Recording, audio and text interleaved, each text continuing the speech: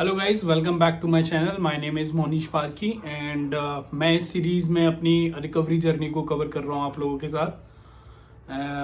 मेरे को दिसंबर में इंजरी हुई थी during the gym exercises and जनवरी के एंड तक मुझे मालूम पड़ा था कि मेरे साथ हुआ क्या है। फरवरी से मैंने बॉब का प्लान लिया था और होम्योपैथिक की मेडिसिन यूज़ करना शुरू किया था, जैसे कि आप लोगों को पता है। एंड आज वापस से हम लोग दिसंबर की तरफ प्रोग्रेस कर चुके हैं। 1 साल हो चुका है और मैं अभी तक आपको कह सकता हूँ मैं 98% फिट हूँ। I have no pain for sitting more than 2 hours at a same time. मतलब अभी जो मैं कंडीशन है वो मैं आपकी कंडीशन बताता हूँ कि क्या कंडीशन है मेरी। मुझे कोई पेन नहीं है। मैं 2-3 घंटे लगातार बैठ सकता हूँ। I have zero pain. मैं 7-8 मंजिल भी चढ़ सकता हूँ और उतर सकता हूँ, मुझे कोई पेन नहीं है। मैंने कार मैक्सिमम जो चलाई है अराउंड 400 किलोमीटर चला रखी है एक दिन के अंदर, तो उस ड्यूरेशन में भी मुझे कोई पेन नहीं था। ठीक है गाइस। इसके अलावा मैंने और क्या क्या एक्टिविटीज़ की हैं, एक्सट्रीम एक्टिविटीज़ जिससे आप कह सकते हो। तो आई डांस्ड। मैं पार्टीज़ ज्वाइन कर रहा हूँ तो वहाँ पे उछलना कूदना डांसिंग में होता रहता है। तो डांस करने के बाद या उछलने कूदने के बाद भी मुझे एज इन कोई पेन नहीं है अभी। ठीक है। मेरी जो लास्ट एमआरआई हुई थी वो अराउंड मार्च में हुई थी, सॉरी फरवरी में हुई थी, जब मुझे इस इशू का मालूम पड़ा था। एंड अभी तक मैंने अपनी कोई सेकंड एमआरआई नहीं करवाई है। The reason is I am still under rehab with Bob. ठीक है। एंड बॉब सेज कि मुझे रुकना चाहिए, मेरी इंजरी बहुत ज़्यादा थी। एज इन केस मैं डिप्रेशन में नहीं आना चाहता। अगर मेरे को जैसा लगता है कि मैं ठीक हो रहा हूँ 98% 95% रिकवर कर चुका हूँ, मुझे कोई पेन नहीं होता जनरली, बट स्टिल अगर उसमें छोटा सा भी डिफेक्ट आ गया तो मुझे वहाँ मेरा जो सोच होगी मेरी उस डायरेक्शन में चली जाएगी। नहीं यार, अभी तो है, ये एग्जिस्ट करती है। दो मुझे पता है कि वो हो सकती है, नहीं भी हो सकती है, मुझे नहीं पता। एमआरआई पे मालूम पड़ेगा। ठीक है।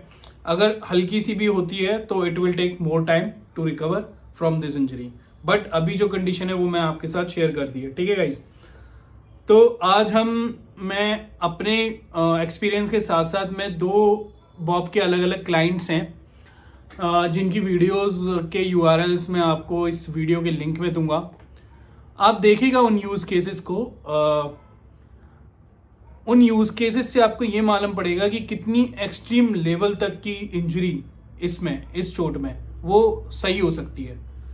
आई मीन उन दोनों की यूज़ केसेस देखकर या उनके एक्सरेज या एमआरआईज की रिपोर्ट्स देख के मैं तो खुद चौंक गया कि इस लेवल की भी मतलब क्या बोलते हैं इंजरी रिकवर हो सकती है अगर हम कंसिस्टेंट रहें तो। कंसिस्टेंट से मतलब होता है लगातार रहें तो। ठीक है। तो मुझे जो लगता है इस रिकवरी पीरियड में जो सबसे बड़ी अहम बात है वो है आपकी कंसिस्टेंसी। कंसिस्टेंसी मतलब आप रोज आपका जो नियम है, दिनचर्या है, वो कैसी है। एक दिनचर्या के पर्सपेक्टिव से देख लेते हैं, दूसरा एक्सरसाइज के पर्सपेक्टिव से देखेंगे, तीसरा डाइट के पर्सपेक्टिव से देखेंगे। दिनचर्या की बात करेंगे कि आपका वर्कलोड कैसा है। मतलब वर्कलोड आपका अगर ज़्यादा बॉडी में एक्सट्रीम वाला है तो आप रिकवर नहीं कर पाओगे। मतलब कुछ लोग होते हैं जो खेतों में काम करते हैं, कुछ लोग होते हैं जो सामान उठाई और ढुलाई का काम करते हैं, कुछ लोग रिक्शा चलाते हैं, कुछ लोग ऑटोज चलाते हैं। ठीक है। तो डिपेंड करता है कि आपका वर्क स्टाइल कैसा है। ठीक है। उस पर बहुत सारी चीज़ें डिपेंड करती हैं। जैसे फॉर एग्जांपल मेरा जो वर्क स्टाइल लाइफ है वो बहुत लीजर वाली है, बहुत कंफर्टेबल लाइफ है। ठीक है। मेरा सारा काम इस कमरे से बैठ के भी हो सकता है और मैं अपने ऑफिस भी जाके कर लेता हूँ, तो कोई प्रॉब्लम वाली बात नहीं है। तो आपको ये कोशिश करनी पड़ेगी कि आपकी वर्क लाइफ बैलेंस को आप बैलेंस करो। ठीक है। फिर अगेन मुद्दे वाली बात हो जाएगी कि लोग बोलेंगे कि यार आपके पास तो इकोनॉमिक रिसोर्सेज हैं। तो भाई मेरे पास कोई इकोनॉमिक रिसोर्सेज पहले से नहीं थे, मैंने खुद सारे रिसोर्सेज क्रिएट किए अपने दम पर। ठीक है। आप लोगों को भी भगवान ने 2 हाथ पैर दिए हैं, आप कोशिश करें। आपको भी, मेरे को लगता है कि हर व्यक्ति में वो बात होती है जो उसको ग्रो करने के लिए बढ़ावा देती है। ठीक है। हर व्यक्ति ग्रो कर सकता है इन टेक्निकल सेंस, मैं ये बोलना चाहता हूँ। ठीक है। तो फॉर एग्जांपल अगर कोई व्यक्ति अगर कोशिश ही नहीं कर रहा है ग्रो करने की तो वो उसकी रेस्पॉन्सिबिलिटी है, ना कि उसके पेरेंट्स की या फिर उसकी पीछे जो बैकग्राउंड किस बैकग्राउंड से आता है वो डजेंट मैटर, वो मैटर नहीं करता। मैंने इसी ड्यूरेशन में मैंने रिक्शे वालों को भी, बच्चों को आईएएस बनते हुए देखा है। ठीक है। मैंने अभी रिसेंटली एक न्यूज़ आई थी जिसमें यूपी के ही एक लेबर है, और उनके बच्चे ने MBBS का एग्ज़ाम क्रैक किया है। सो ये क्वाइट सोसाइटी में गुड एग्जाम्पल्स हैं जो अपनी लाइफ को चेंज करना चाहता है वो चेंज कर सकता है, ठीक है।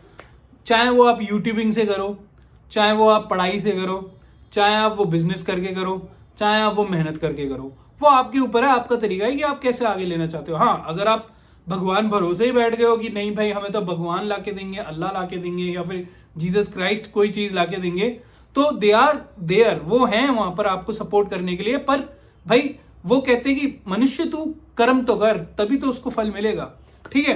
तो एक ये जो चीज़ है, आपकी दिनचर्या को आपको एडजस्ट करना पड़ेगा, मेनली आपका वर्कलोड कम करना पड़ेगा आपकी बॉडी से। अगर आप दिनचर्या को एडजस्ट नहीं करोगे तो आप कभी ठीक नहीं हो सकते, ठीक है। पहली चीज़ तो ये वर्क लाइफ बैलेंस जिसे बोलते हैं हम इन शॉर्ट में, वर्क लाइफ बैलेंस बहुत इंपॉर्टेंट होता है, ठीक। दूसरा, आपकी डाइट, आपका खाने का क्या है। अब देखो यार, प्रोटीन तो बहुत ज़रूरी है लेना, प्रोटीन से आपकी मसल सस्टेन्ड रहती हैं, ठीक है, और आपकी मसल इंजरी होने का कम चांस रहते हैं अगर आपकी बॉडी में प्रॉपर प्रोटीन जा रही है। तो आपको क्या है कि प्रोटीन प्रॉपर इंटेक लेना है, हरी सब्जियां खानी है, कम तेल में सब्जी बनानी है, ठीक है, और रोटियां थोड़ी कम कर दो, सलाद बढ़ा दो, सब्जी बढ़ा दो, सलाद बढ़ा दो और रोटी कम कर दो। तो अपनी इस कुछ डाइट का ऐसा मतलब वो बनाओ खुद से। आजकल इंटरनेट, अब आप बोलोगे कि डाइटिशियन को मतलब कैसे सपोर्ट करें। अब भाई डाइटिशियन का ये होता है कि वो हर विजिट पे 800-900 रुपये ले लेता है, ठीक है। तो आजकल ऐसी चीज़ें आ गई हैं मार्केट में, टूल्स आ गए हैं जो आपको डाइट आपकी कस्टम बना के देख सकते हैं। मैं आपको एक बहुत सिंपल सा एग्जांपल देता हूँ। चैट जीपीटी माइक्रोसॉफ्ट का आर्टिफिशियल इंटेलिजेंस का सॉफ्टवेयर है, ठीक है। आप वहाँ जाओगे, उस पर सर्च करोगे compile a diet for me for upcoming 2 weeks. मतलब आप उससे बोलोगे इंग्लिश में जो मैंने सेंटेंस बोला है कि आप 2 हफ्ते के लिए मेरी डाइट चार्ट बना दो, और मैं वेजिटेरियन डाइट हूँ और इंडिया में रहता हूँ। वो आपको 2 हफ्ते की डाइट चार्ट बना के दे देगी आपके हिसाब से, ठीक है। तो ये अभी रिसेंटली मैंने ट्राई किया था, मेरे लिए वर्क किया, मैं अब उसको यूज़ कर रहा हूँ। इसके अलावा आप अगर गूगल पे भी सर्च करोगे diet plan for vegetarian in India, protein based diet प्राइट, तो वो आपको डाइट बना के दे देगा। डाइट काफ़ी सारे वेबसाइट पे लिंक खुल जाएंगे जहाँ पे free of cost diet available है। तो ठीक है, डाइट यहाँ से आपको मिल जाएगी, बट आपको उसको फॉलो करना पड़ेगा यार। आप सपोज करो आप अपने मम्मी पापा जी के साथ रहते हो, ठीक है, तो मम्मी को बोलो कि मेरे को ये खाना चाहिए, मेरे को ये खाना चाहिए, मम्मी बना के देंगी। या आपके यहाँ कोई बाई वाई आती है तो बाई वाई से खाना बनवा लो। या अगर आप खुद कर सकते हो वो तो फार बेटर ही है, आप जाओ किचन में, थोड़ा सा खड़े हो पेन के साथ, उससे आपकी पेन बियरिंग कैपेसिटी भी बढ़ेगी, और अपना खाना बनाओ और वापस से खाना लेके आराम करो। तो इससे आपकी स्टैंडिंग पावर भी बढ़ेगी, काम करने में विश्वास भी आएगा कि हाँ नहीं चलो हम काम कर पा रहे हैं, है ना। तो डाइट पे भी आपको फोकस करना है। और तीसरी बात थी हमारी एक्सरसाइज की, जो थर्ड पर्सपेक्टिव था वो था एक्सरसाइज का, ठीक है गाइस। तो एक्सरसाइज बहुत इंपॉर्टेंट है आपके लिए। आप रेगुलर, आप पहले तो आप एक्सरसाइज क्या कर रहे हैं, और दूसरा आप रेगुलर कर रहे हैं नहीं कर रहे हैं, ये चीज़ पर डिपेंड करता है। तो देखो यार, इंडिया में फिजियोथेरेपिस्ट वैसे तो बहुत सारे हैं, ओपनली बहुत मिल जाएंगे, बट आपको है ना एक अच्छा फिजियोथेरेपिस्ट ढूंढना पड़ेगा जो आपके लिए एक प्लान बना सके, लॉन्ग टर्म पर प्लान बना सके कि भाई एक प्लान ऑफ एक्शन क्या है। जब आप भी किसी भी अच्छे डॉक्टर पे जाते हैं या फिर कि हॉस्पिटल या कोई बेटर फिजिशियन को विजिट करते हैं, तो जब आपका इलाज शुरू होता है ना, तब वो आपका एक प्लान ऑफ एक्शन बनाता है। वो प्लान ऑफ एक्शन क्या होता है, पहले आपकी डायग्नोज करेगा, डायग्नोज के बेस पर आपका दवाइयाँ बनाएगा, और दवाइयों के साथ साथ आपको बोलेगा हेल्दी डाइट और हेल्दी लाइफस्टाइल रखने के लिए, ठीक है। तो ये एक नॉर्मल एक एग्जांपल दिया मैंने प्लान ऑफ एक्शन का।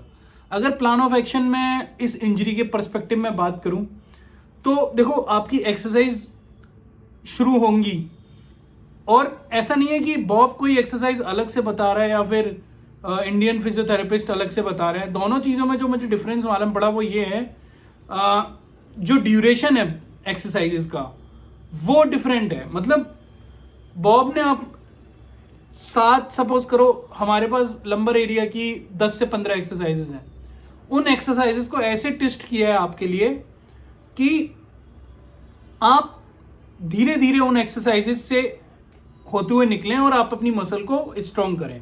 मतलब कम इंटेंसिटी वाली एक्सरसाइज पहले, और फिर उसके बाद धीरे धीरे इंटेंसिटी एक्सरसाइजेस की बढ़ेगी, और धीरे धीरे वो आपको जिम में इंट्रोड्यूस कराएगा, ठीक है। ऐसे 3 फेज आप मान लीजिए, पहले वेरी बेसिक एक्सरसाइज, फिर इंटरमीडिएट एक्सरसाइज, फिर उसके बाद एडवांस एक्सरसाइज, ठीक है। तो ऐसे 3 फेजेस में अगर मैं एक्सरसाइज डिवाइड करूं तो यहाँ पर हम लोग, मैंने तो पिछले मतलब शुरू के 3 महीने या 4 महीने मैंने बेसिक एक्सरसाइज करी, ठीक है।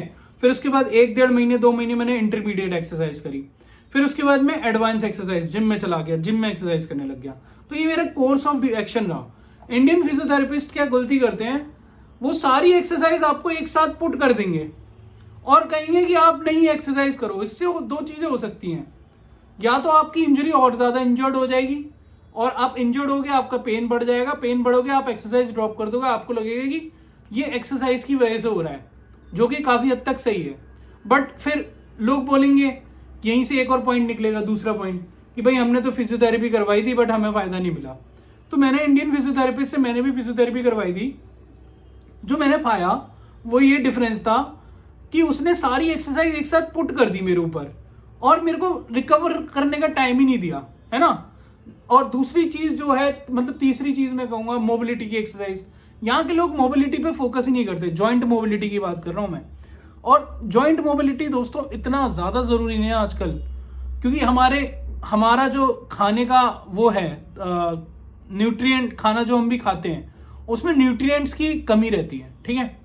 और न्यूट्रिएंट्स की कमी होने की वजह से हम लोग प्रॉपर, हमारी बॉडी को प्रॉपर डाइट नहीं मिलती है, न्यूट्रिएंट्स नहीं मिलते ताकि मसल बढ़िया रहे, हमारी ब्रेन बढ़िया रहे, आंखें बढ़िया रहे, हमारी स्किन बढ़िया रहे। तो वो न्यूट्रिएंट्स की कमी, एब्सेंस होती है और आप एक्सरसाइज भी नहीं करते हो मोबिलिटी की, तो हमारे जॉइंट्स क्या है, धीरे धीरे वो भी खराब होने लगते हैं। इसलिए इंडियन लोगों को बहुत ज़्यादा इश्यूज हैं जॉइंट से एसोसिएटेड। अर्ली एज में अर्थराइटिस हो जाता है या जॉइंट्स में पेन होने लग जाता है ना। तो ये सारी चीज़ें हैं। तो वही होगी कंसिस्टेंसी, एक्सरसाइज और डाइट, यही 3 चीज़ें हैं। तो अब आपको ये डिसाइड करना है, आप सपोज करो किसी फिजियोथेरेपिस्ट के पास जाते हो एक्सरसाइज करवाने के लिए, तो आप उससे, अगर वो नहीं करवा रहा ना, तो आप प्लान अपना उससे खुद बनवाओ, कह कि भाई देखो मुझे शुरुआत में लो लेवल की इंटेंसिटी की एक्सरसाइज रखनी है 1-2 महीने, और उसके बाद धीरे धीरे एक्सरसाइज हम बढ़ाएंगे। ऐसा नहीं है कि, देखिए जब भी मैं बॉब को बोलता था कि मैं एक्सरसाइज आसानी से कर लेता हूँ, मेरे को और इंटेंसिटी बढ़ानी है, तो बॉब मुझे हमेशा रोक देते थे कि नहीं, अभी हम लोग नहीं जाएंगे, वी वॉन्टेड टू नो कि आपकी बॉडी किस कैपेबल है, कि आपकी क्या कैपेबिलिटी है। सपोज करो 1-2 बार एक्सरसाइज बढ़ाई भी उन्होंने तो मेरे को पेन हो जाता था दोबारा से, तो मैं वापस से 1 वीक पहले वाली एक्सरसाइज करने लगता था। तो ये चीज मेरी चलती थी up and down recovery period में। तो कुछ ऐसी जर्नी रही मेरी 3 महीने तक।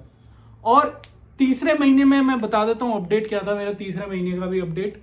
2nd महीने में मैं थोड़ा बहुत चलने शुरू हो गया था। 3rd महीने में मैंने स्टेयर्स चढ़ना शुरू कर दिए थे, 2 मंजिल अपने घर वाले। मैं धीरे धीरे अपनी स्टेयर्स चढ़ता था, स्टेयर्स उतरता था, क्योंकि मेरे को धूप लेने जानी होती थी, ठीक है। मैं धूप सेकता था, पूरी बॉडी को धूप देता था, करीबन 1 घंटा 1.5 घंटा मैं रोज धूप में बैठता था। उससे बॉडी रिलैक्स होती थी और बॉडी में जो विटामिन डी की कमी थी वो भी कंप्लीट होती थी, ठीक है। और बॉडी सीखने से क्या होता है कि आपकी मसल्स को भी काफी आराम मिलता है, मुझे ऐसा लगता है, ठीक है।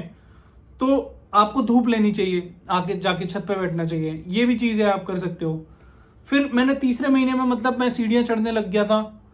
मतलब मेरा ये था कि मेरा जो स्टैंडिंग टाइम था वो भी करीबन 45 मिनट पहुंच गया था, 45-40 मिनट में खड़ा रहने लग गया था। मेरा सिटिंग टाइम भी इंक्रीज हो गया था, ठीक है।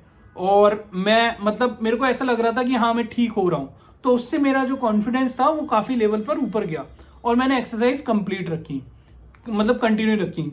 नो डाउट मैं एक्सरसाइज जब करता था उसके अगले दिन तक मुझे काफ़ी हद तक पेन रहता था, मुझे बहुत पेन रहता था। और फिर भी मैं जब भी बॉब से पूछता था कि मुझे पेन हो रहा है भाई, मैं एक्सरसाइज छोड़ूं या नहीं छोड़ूं, तो वो मेरे को बोलता था गुड पेन और bad pain, is a good pain और बैड पेन। तो गुड पेन और बैड पेन क्या है भाई गुड पेन और बैड पेन में एक छोटा सा डिफरेंस है कि अगर आपको बैड पेन, गंदा पेन हो रहा है, जिसका मतलब है कि जो पेन आपका 3-4 दिन परसिस्ट कर रहा है और लगातार है एक्सरसाइज के बाद, तो वो है आपका बैड पेन, मतलब उससे आपकी इंजरी और ज्यादा नेगेटिवली इंपैक्ट हो रही है। गुड पेन क्या होता है, आपने एक्सरसाइज करी, आपको पेन हुआ, थोड़े 3-4 घंटे बाद या 1 दिन बाद वो पेन चला गया। फिर आपने एक्सरसाइज करी, फिर आपको पेन हुआ, फिर वो थोड़े टाइम बाद चला गया। ये होता है गुड पेन। तो मतलब आपका उस जगह पे मसल मूवमेंट हुआ, मसल ट्वीक हुई, तो मसल में मतलब खून का बहाव बढ़ा और वो एक्सट्रूडेड डिस्क के टकराएगा भी। सपोज करो ये एक्सट्रूडेड डिस्क है, आप एक्सटेंडेशन कर रहे हो और ये आपकी नर्व लग रहे हैं, तो ये आपका पेन बढ़ रहा है। जैसे ही आप एक्सरसाइज छोड़ दी, ये मसल रिलैक्स हो गई अपनी जगह पर वापस से, इसमें खून का जितना हमें खून का दबाव बढ़ाना था वो बढ़ गया, ठीक है। तो क्या बोलते हैं, उससे आपको थोड़ा बहुत पेन होगा और कुछ टाइम के बाद वो पेन हट जाएगा। तो कुछ ऐसे ही मतलब अप एंड डाउन आपकी जर्नी चलेगी, ठीक है। और जैसे कि मेरी जर्नी चली थी, तो यहां तक की अपडेट मैंने आपको दे दी है। और वीक 13 की एक्सरसाइजेज मैं इस वीडियो के बाद डाल दूंगा कल तक। तो आई होप आपको मतलब मेरा जो एक्सपीरियंस है वो समझ में आया और काम में आया आपके। और अगर अच्छी लगी हो वीडियो तो सब्सक्राइब कर देना। और जिसको ऐसा लगता है कि इस इंजरी से रिकवर हो पाना बहुत नामुमकिन है, तो मेरी वीडियो भी दिखा देना। साथ में वो जो 2 वीडियो आज मैं डालूंगा इसके डिस्क्रिप्शन में, वो डिस्क्रिप्शन वाली वीडियोस भी आप उन्हें दिखा सकते हो। तो आपको शॉक हो जाएगा कि किस लेवल तक की इंजरी इसमें हील हो सकती हैं। बट मैं फिर कहूँगा, पेशेंस और टाइम लगेगा ही लगेगा। चलिए guys, thank you and have a nice day and happy winter season guys.